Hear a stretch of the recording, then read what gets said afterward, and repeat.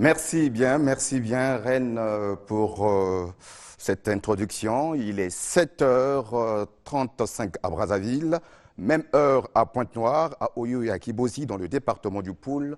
Mesdames et messieurs, bonjour. Un seul titre domine ce journal, c'est le dossier Luzolo Amour, qui connaît désormais un tournant décisif. La famille biologique de Guy-Émile Loufoua Sétikwabo et à Kibosi pour la réinhumation de la dépouille mortelle de Guy-Émile Loufoua Sétikwabo. Nous aurons donc en ligne depuis Kibosi notre collègue Jos Kibinza pour les détails. Mesdames et messieurs, c'est la trame de ce journal. Encore une fois, bonjour et bienvenue.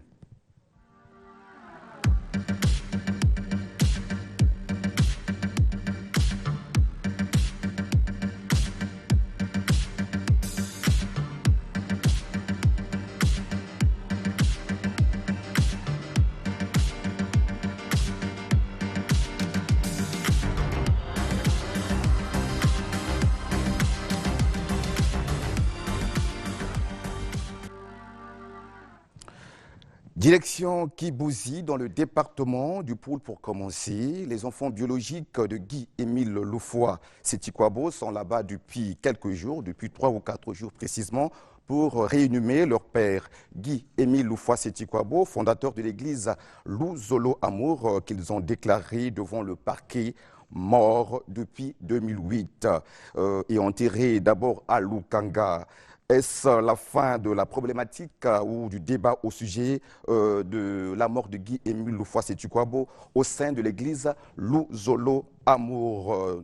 Pour en savoir davantage, nous allons faire appel à Jos Kibinza qui est à Kibosi pour suivre de près ce dossier. Alors Jos, tu es à Kibosi. Est-ce que Guy-Émile Loufoua Sétikwabo a connu des obsèques dignes de ce nom? Est-ce que tu peux me donner des détails là-dessus, Jos? Depuis quelques mois, nous nous intéressons au débat qui a pris corps au sein de Luzolo Amour, au PH, l'église de Guy-Émile Loufoua Sétikwabo.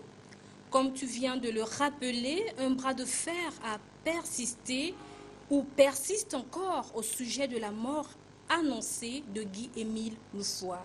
Ce qui est vrai, les enfants biologiques de Guy-Émile Loufoua ont procédé la semaine dernière à l'exhumation de leur défunt père au cimetière de Lukanga, sur l'axe Ngangalingolo-Linzolo, en présence des autorités policières bien sûr et administratives.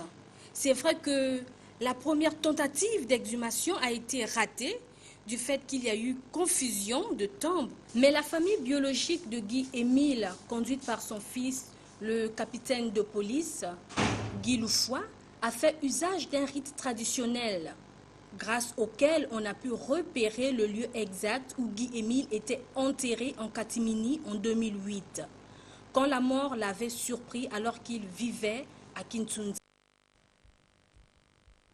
Alors, il y a un petit problème Serge, technique. Je crois que le réseau nous a faussé compagnie. Mais Jos, je crois que tu es encore en ligne.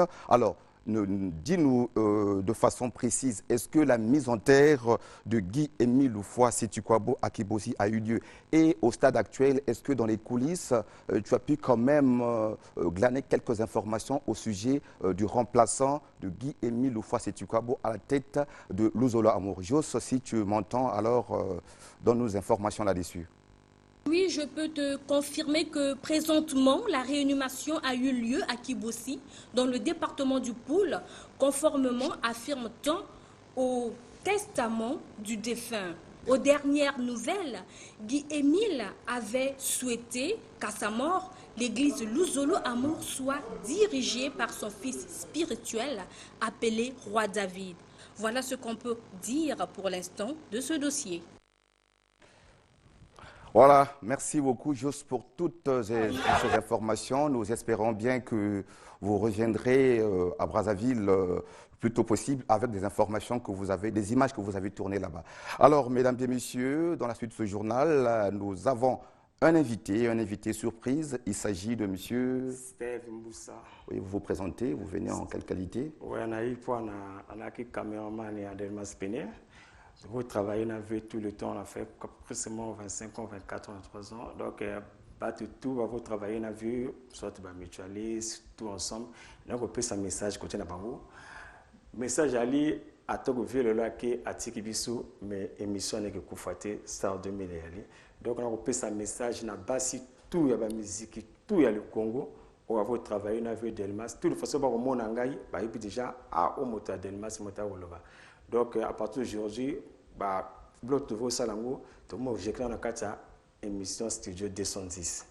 Donc, ceux qui ont soit activité, fête, bloc tout basalaka, pour s'inquiéter, vous bengingaï na 06 665 23 89. Na koyaka sur place, na filmer, bien tu veux filmer, tu veux ça na Delmas, na ina ba image, na mima na Télé Congo, t'injectons na Studio 210. Oui, maintenant la question que je voudrais vous poser, mais pourquoi le choix du Studio 210? Bon, si on a ça le choix, c'est de souvent il y a trop suivi. Comme il y a trop suivi, on a remarqué ce qui n'a Studio 210 c'était émission que quoi. Donc il faut préférer Studio 210 pour tout travailler ma casse, tout kanga, tout wana pour la émission Star 2000 ouvert Kenak. Pour un gars bon, c'est que pour un carnet d'adresse tout il y a Star 2000. Dans un carnet d'adresse, ma femme on a tout, on a ma caméra on a tout. Donc on tu continuer à travailler, net vous travailler na vie, on a préféré non, tu travailler on a Studio 210. Alors Delmas Péné était l'homme du peuple. Vous rappelez le contact par lequel on peut vous joindre? Bon, Delmas Péné, par contact avec vous joindre, bon, c'était le mot, c'est trop. Donc ton numéro de téléphone par lequel on peut t'atteindre facilement? Non, j'ai donné, c'est le 06 665 23 89. Alors, Delmas Péné a eu des obsèques dignes d'un journaliste, d'un chroniqueur musical, vraiment de sa trempe. Alors, en tant que collaborateur immédiat de Delmas Péné, quel est ton message à l'endroit de tous ceux qui ont concouru à la réussite de ces moments plus ou moins douloureux? C'est-à-dire, c'est un remerciement, c'est un déngoana. Ceux qui vraiment veulent aller encore, on remercie vraiment c'est là qui m'a pas avec cette vue. D'abord, là, il y a la coupe présidentielle, Jean-Dominique Okemba, encore Butoven Yombo Germain, Madame Okombele Kassi, toute la télévision congolaise, animateurs, tout peuple congolais, tout le monde. L'épouse du chef de l'État. L'épouse du chef de l'État. Et tous les membres du gouvernement. Sans oublier Dominique Okemba. Jean-Dominique Okemba, vraiment, il a beaucoup fait pour le vieux. Donateur, Butoven Yombo, Madame Okombele Kassi, vraiment, trop vraiment, message, j'essaie de déjà. Et notre DG, vraiment, excusez-moi, notre DG, vraiment. André Ondélé. André Ondélé, vraiment pas salé, mais il n'y a vieux. Donc vraiment on a remercié Bango tout. Et puis message à Souka Kaba, Banabasi tout, notre boba qui vieux. Ton téléphone est ouvert, tu peux l'éteindre. Ah ouais. Oh mec va appeler Allez-y rapidement. Bon Banabasi tout, oh boba qui veut travailler na VPN Delmas. Ngai Steve Mbusa le bino Star 2000 Koufité. Il y a toujours, toi toujours na bino donc moto toi en activité, on a fête, on a mariage, on a nous benga biso na 06 665 23 89 na koyaka sur place, na ko filmer et puis na ko lekisango. Merci mon frère d'être passé, mais vous restez un moment avec moi, le temps de lancer ce dernier élément, dernier virage de ce journal, mesdames et messieurs. Le nom Diable Rouge, le nom de notre équipe nationale de football, est-il porteur de poisse? Le débat qui a commencé parmi les sportifs et dans les grands milieux a pris corps parmi les hommes de Dieu. Notre collègue Dadi Osila a suppité à ce sujet. Suivant son reportage. Les Diables Rouges, c'est le nom que porte notre équipe nationale de football qui a marqué les esprits notamment en 1972 à Yaoundé lorsqu'elle a remporté la 8e édition de la Coupe d'Afrique. Depuis lors, plus rien, sauf la bouillotte victoire des juniors en 2007 lors de la CAN organisée à Brazzaville. Le regain d'espoir né lors de la CAN Guinée équatoriale en 2015 a tourné au désespoir avec le regrettable derby Congo-RDC. De la déception, nous sommes passés à une révélation venue du ministère des Sports, à savoir le nom Diable Rouge est porteur de poisse.